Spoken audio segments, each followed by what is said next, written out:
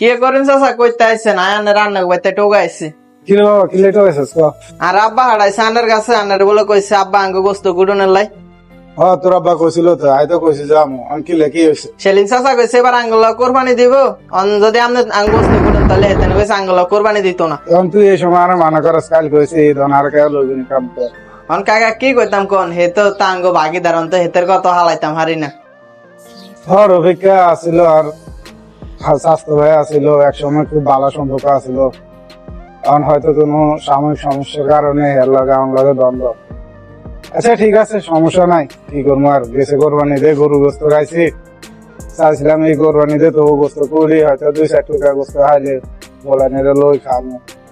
যাক, আনলে কষ্ট লাগে না, আর হোলানি হলে কষ্ট লাগে, দাঁড়ালে হলে কি করবো আর।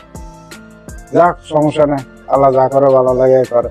চিন্তা করেন না চাচা আয়ানের হোলানি বেলায় গোস্ত হারাই দিব মনে থাক কইছস, এটাতে খুশি আছি, আর লাগতো না। যাক, তো চাষি দেখছি মূর্খ গাইছে, মনে ঈদের দিন হেঁকে যাওয়া করতো, এই যে খামো হলেন চলামান গই। আর কি সমস্যা নাই, আল্লাহ গরিব বানাইছে, কোরবান দেয় অনেক সামর্থ্য দেয়, কি করবো আর। যাক, আল্লাহ যা করে ভালো লাগে করে। যা দুই কইছস, খুশি হয়েছে মনে, ভালো থাকস।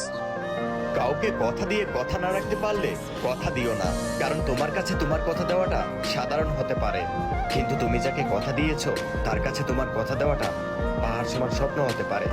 তাই কাউকে কথা দেওয়ার আগে ভেবে নিও তুমি কথাটা রাখতে পারবা কিনা।